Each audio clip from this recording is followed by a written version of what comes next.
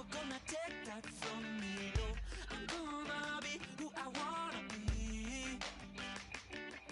Oh, say what you wanna say, I'll do it my way. I'm swimming in a sea of dreams.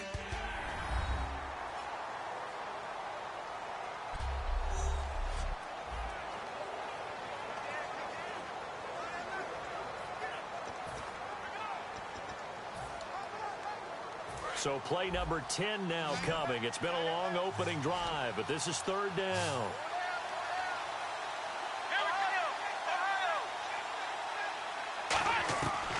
Out of the gun, they'll look to throw. Thomas has got it, complete. And he gets this one all the way down inside the 20-yard line. So the offense has it 1st and 10. The goal of every offense is to move the chains, pick up first downs. A nice job finding an open receiver for a completion. This is Ingram on 1st and 10. Just a yard on the pickup there, and it'll bring up a 2nd and 9. So if I'm an offensive coordinator, there's one thing that I know for sure. This is one of the top 5 teams in the NFL against the run. So when I look at my playlist, I'm probably thinking about throwing it.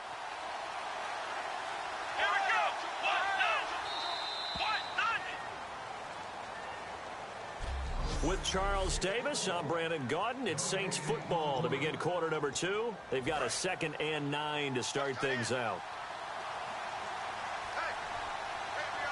They send Thomas out to the right by himself. Now back to throw. And he just chucked that one out of bounds, out of everyone's reach. Maybe a wise call not to take a sack in this part of the field. It brings up third down. Let's face it, you can run the route tree as many times as you want, get in sync, practice it, do all those things. But once you get to game speed, it doesn't always time up quite that well. That one goes incomplete. They'll set up to throw. And probably the wise decision there. No one open. He just throws it away. And that keeps the field goal on the table as it's 4th down. Partner, how many times have you heard it? Pressure creates diamonds, right? But it also bursts pipes. And on that one, that's what they got. They got after him, and he was fortunate just to get rid of it. Yeah, he just had to chuck it away. And we were scoreless up until this point in the second quarter. Now we finally have a little action. Let's see where this action takes us. First quarter, no points at all. Now we've got our first score of the game. Well, does that signal that we're going to get more as we go along, or will it revert back to what we saw in the beginning of the game?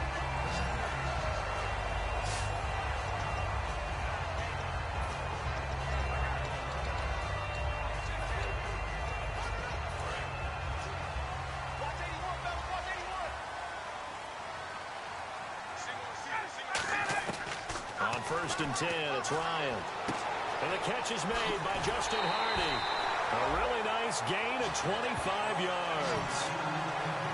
Everything about that play was beautiful. A great corner route where the receiver worked the defensive back inside and then broke back to the outside to the corner. But how about the throw by the quarterback? Anticipation on the break from inside to outside. He threw the football. As the receiver turned around, the ball greeted him.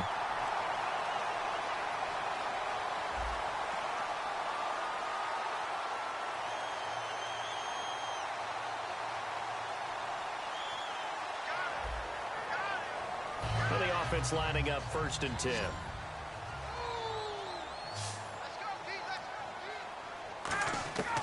From the red zone now, here's Ryan on 1st down. That is caught at the 7.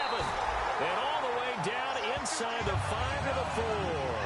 I know that's their first connection in this game, but you and I both know that Julio Jones is without a doubt his quarterback's favorite target. Oh, yeah, Matt Ryan loves this guy, and who wouldn't? Yeah, and the reason that he's that is because of his dependability. And quarterbacks have to have that from their receivers, meaning they know where they're going to be when they're running certain routes. They don't break them on them. They don't change them up and do their own freelance stuff and put their quarterbacks in bad situations. Matt Ryan has ultimate trust in Julio Jones. Throwing again, Ryan. And he takes a shot on the release as this will be incomplete. The Pro Bowl wideout Julio Jones is intended receiver. And now it's 3rd down. It's a tried-and-true formula, and I don't think it'll change for as long as we play football.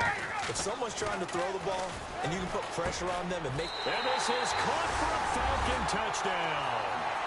Julio Jones with touchdown number 20 on the year, and the Falcons have taken the lead. So on 3rd and medium, they dial up the pass, and it works to hit the end zone. And it's really not a surprise to me. That's a throwing down in the NFL because of how tough it is to run the football. But what offenses like to do is still show run formations to make them respect it and throw out of those. In this case, they took a nice shot in the end zone and made it pay off. Now here's the Falcons defense getting set to go again. A field goal last time is what they gave up in a close game. All these drives start to feel so critical. And they are. And, you know, we've met so many defensive coordinators who just really hate the bend but don't break mentality. They're much more of the aggressive school. But that mentality has won a lot of games. If you're only giving up field goals on drives, that usually keeps you in it and gives your offense a chance to retaliate. Yeah, and right now it's got them with the lead. Now a shotgun snap as they'll look to throw. Oh, he'll want that one back. Incomplete. He doesn't drop too many in that department. 3rd down. 3rd down here for the offense after the incomplete pass. They send Thomas out to the right by himself. Off the play fake, he'll look to throw. Over the middle, open is Thomas. And he'll be taken down, but not before he gets into enemy territory. Well, clearly one of his advantages as a passer is his height. Sit back in the pocket, fired over the middle. That makes things tougher defensively, doesn't it? It really does, because your goal is to move the quarterback off his initial spot when he gets his drop back completed. But when you have that type of height, he can stay in there. If he's willing to take the hits and just fire over the top, which saves him time and actually completes a play a little bit quicker than it normally does for a quarterback who has to slide and find open space to throw. Absolutely love the run right there. This guy's known for his quickness, but also for his speed. He's able to get to the second level almost before you blink if you give him any type of blocking. Always talk about slot receivers. They're usually known as quicker than fast. In this case, we've got a guy who's quick and fast, and he used it to great advantage. 2 minutes to go here in the first half. We're back to Atlanta right after this timeout.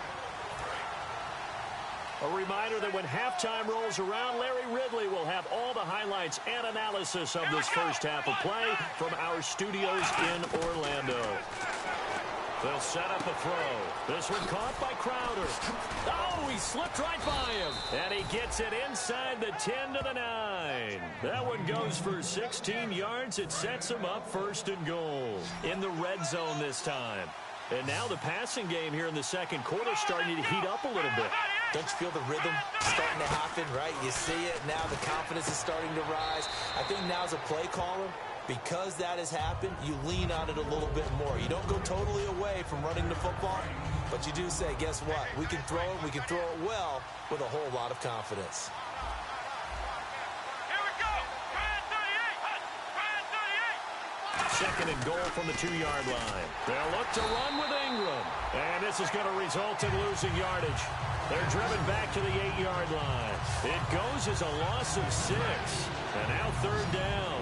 And back at the 8 now. 3rd and goal. On goal-to-goal runs, when you create lost yardage plays, the only way that happens is either call pressure or what I like to call straight-ahead pursuit. A great... And now a timeout defensively by the Falcons. The defense, they got a little bit of a breather. Now they're back and set as we resume play.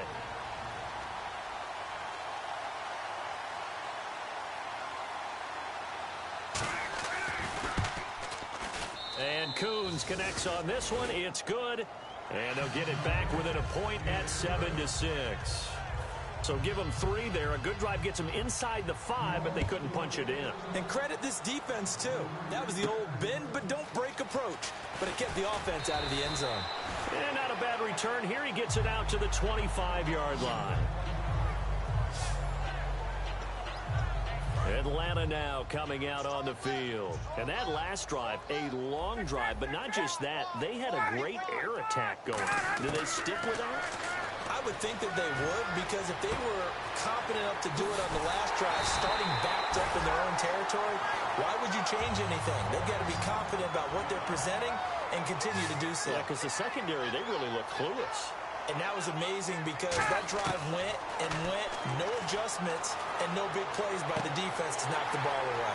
And finding the tight end Hooper. And he's going to be out of bounds down inside the 20. Now that play will end up on the highlights, and you'll see it all over the place. But what you won't see, the offensive line that bought the extra time, that allowed for the big completion downfield, those guys made that play possible. From the red zone now, they'll look to throw. And it pops free. The collision there jarred the ball loose and brings up second down. After all the preparation, all the practice, a play like that will absolutely break your heart. They had everything they wanted, just unable to complete it. In the end zone, a big-time drop.